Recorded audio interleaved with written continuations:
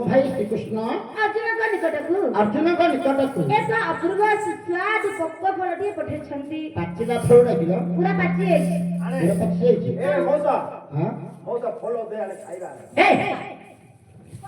ମୂର୍ଖ ପିଲା ଫଳ ତୁ ଖାଇବା ପାଇଁ ଆଣିଛନ୍ତି ଆଉ କଣ ଆଜ୍ଞାଙ୍କ ପାଇଁ ଆଣିଛନ୍ତି ତତେ ସେ ଫଳ ଦେବେ ଏ ଭୁକୁତାଣେ ଖାଇଲେ ଫଳ ତୋ ଭାଗ୍ୟରେ ନାହିଁ। ନାଇଁ ଭୁକୁତାଣେ ଖାଇଲେ ଫଳ ହଁ ଯୋଉ ସବୁ ଆଇଥିଲା ଆମର କୋଳି ଏପଳ ସବୁ ଆଇଥିଲା। ଏପୁଲ ଆପୁଲ ହଁ ଏପଳ ତୋର ହବନି ହଉଲୋ ଏପଲ ନା କହିଲେ ସେଉକ ନହେଲେ ନାସପାତି ନାସପାତି କହ। ନହେଲେ ଆପେଲେ ନାସପାତି ଆଉ ଯୋଉ ଭୁକୁତାଣେ ଖାଇଲେ ହଁ ରେ ଫଳ ଖାଇଲା ତାର ସମସ୍ତେ ଖାଇଲେ ଆମ ଘରେ ଦେଲେ ଆଉ ଫଳ ଲାଗି ସବୁ ଆସି ଖାଇଛି ଭାଇ ସବୁ ନାଇଁ ରେ ସେଟା ଏପଲ ଫଳଟା ନିଶ୍ଚୟ ସମସ୍ତେ ଦେଇଦେବେ ତମେ କଣ ଫଳ ଆଣି ବିକ୍ରି କଲେ ଫଳ ଖାଇବା ଆଉ ଇଏ ଖାଲି କଣ ସବୁ ଫଳ ଖାଲି ମୁଁ ଖାଇଦେବି ଆଉ। ଆଜ୍ଞା ଆପଣଙ୍କର ସଖା ଶ୍ରୀକୃଷ୍ଣ ଆପଣଙ୍କର ସଖା ଶ୍ରୀକୃଷ୍ଣ ଆପଣଙ୍କ ପାଇଁ ଏକ ଅପୂର୍ବ ସୁସ୍ୱାଦୁ ପକ୍ୱ ମାନେ ପାଚିଲା ଫଳ ସବୁ ଯାକ ଖାଇଦେବନି ଏବଂ ଉପଟ କାଟିବ ତାହେଲେ ସେ ଫଳ କି ପ୍ରକାର ତୁ ଦେଖିକରି ସେ ଚିଠିରେ ଗ୍ରହଣ କରିବା।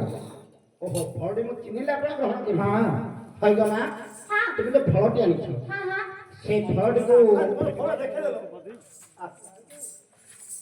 କଣ ହବ ଦେଖିଲ ସେ କହିଲା ଅର୍ଜୁନ କହିଲା କିଛି ନାହିଁ ଦେଖିବ ରେ ଫଳ ଲାଗୁ ହଁ ସେ ଆମ ବୋଧେ ତାଙ୍କୁ ଆଣିକି ଦଉଛି ଆଉ ଦେଖ କଣ ଫଳ ଲାଗୁ ମୁଁ ଦେଖିବି ମୁଁ ସେ ଫଳଟି ତାকে ଦେଖିବା ପାଇଁ କହୁଛନ୍ତି ତୁ ତା ହଁ। ଫଳ ଦେଖିବ ତ ହଁ। ଏଠିକି ଆସ। ଇଆଡ଼େ କର, ଇଆଡ଼େ। ସେ ଲାଗିଲେ ଭଲ ନାଇଁ ଇଏ ଦେଖିଦବ ଅର୍ଜୁନ ବିଜୟ ଅଛି ଏଠିକି ଆସ। ପ୍ରତିହାର ହଁ। ସେ ଫଳ ନେତ୍ରରେ ଦେଖିଲେ ନେତ୍ର ଫୁଟିଯିବ। କଣ ନା?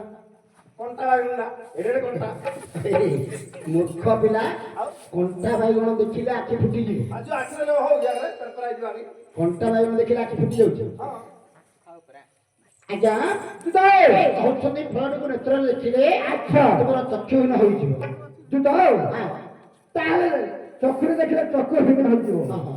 ତାହେଲେ ହସ୍ତ ଟିକେ ମାଗି କରିବାରେ ଚିଠିରେ ଗ୍ରହଣ କରିବା।